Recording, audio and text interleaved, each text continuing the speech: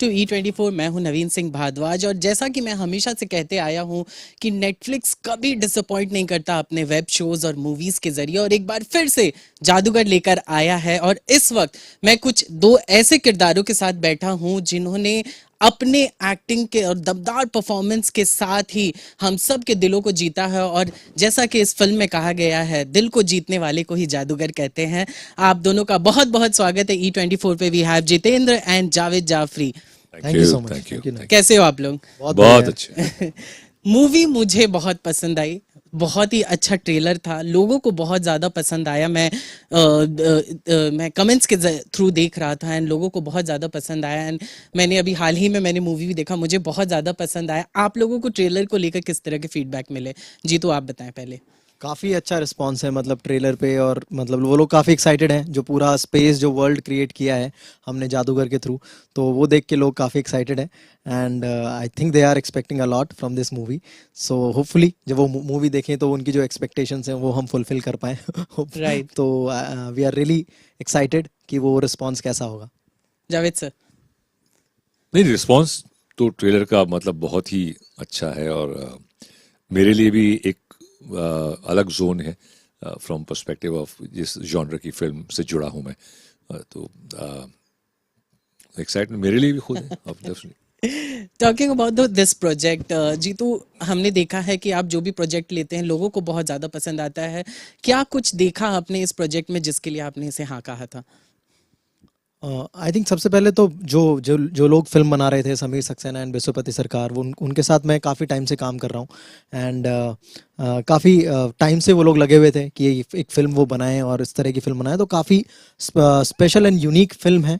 हाँ, मतलब काफ़ी सारी सिमिलैरिटीज़ देखने को मिल जाएंगी, बट वो अलग तरीके से उन्होंने परसीव की हैं पूरी। वो काफ़ी एक्साइटिंग पार्ट है, जिस तरीके से वो फ्रेशनेस लाने की कोशिश कर रहे हैं वो रोमांस में, या एक जो जो एक काइंड ऑफ स्पोर्ट्स फिल्म हम लोग जो भी देखी हैं उसमें जो वो फ्रेशनेस लाने की कोशिश कर रहे हैं अपने स्टाइल से। तो वो बड़ी एक्साइटिंग थी when when you here the story और नरेशन। तो वो मुझे काफ़ी एक्साइटिंग लगा, and finally I am glad कि मैं इस मूवी का पार्ट हूँ।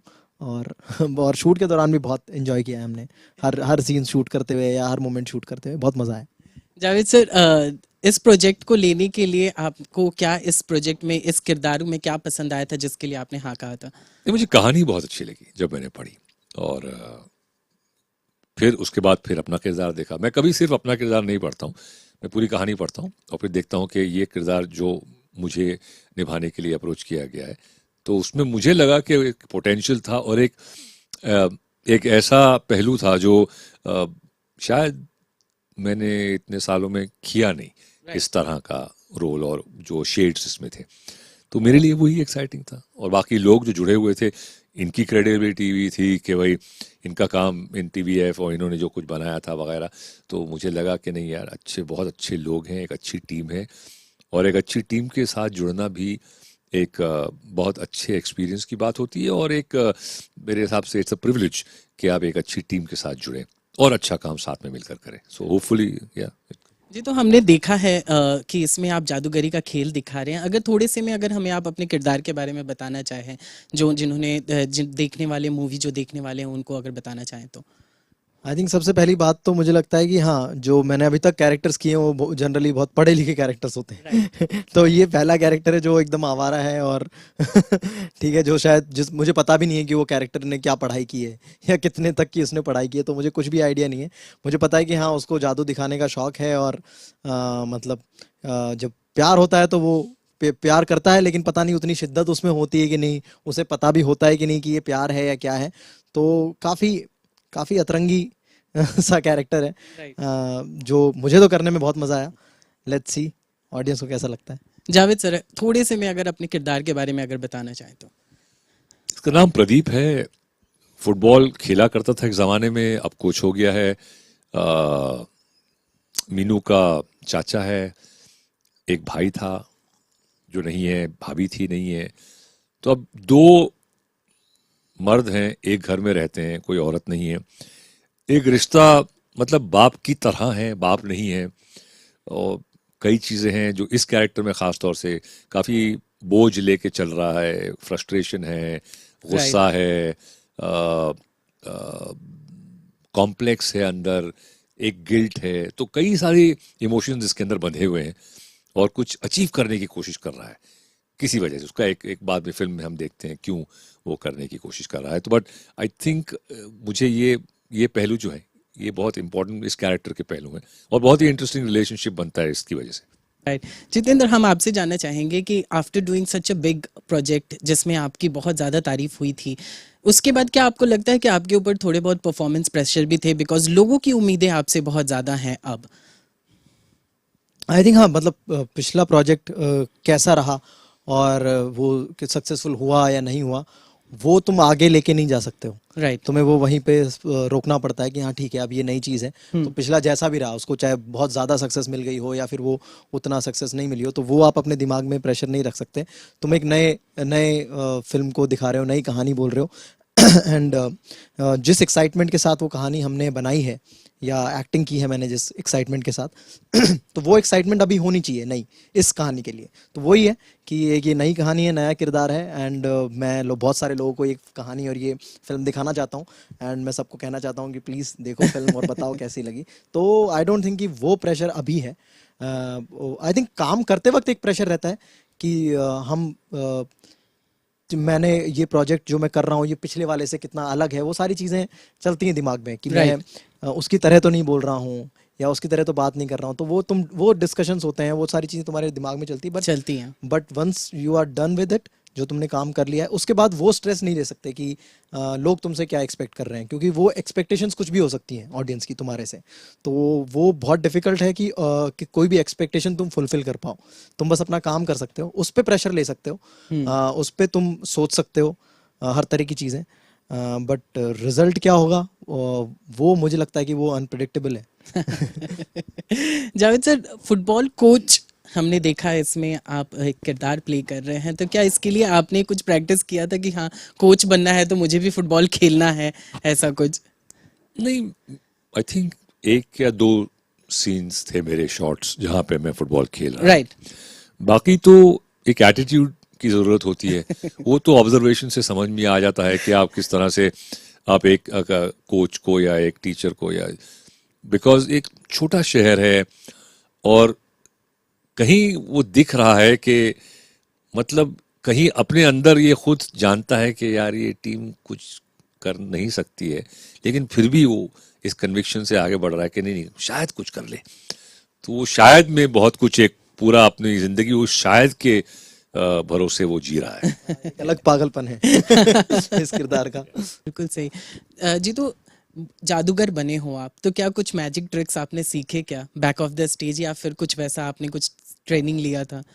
हाँ, मतलब मैजिक को लेके काफ़ी ट्रेनिंग हुई, क्योंकि मजिशियन तो ये प्ले कर रहा है उसमें और वो सारी चीज़ें अच्छे से दिखनी चाहिए स्क्रीन पे। तो 1 डेढ़ महीना काफ़ी सारी चीज़ें सीखी मैंने और फिर हम लोगों ने डिस्कशन की कि क्या अच्छा लग सकता है, कौन सी ट्रिक में मैं बहुत कंफर्टेबल हूँ जो मुझसे अच्छे से हो जा रही है। फिर उसको ये सोचा गया कि इसको हम इस एंगल से शूट करेंगे तो ये इसमें कुछ दिख तो नहीं जाएगा, जो ट्रिक हो रही है वो पता तो नहीं चल जाएगा।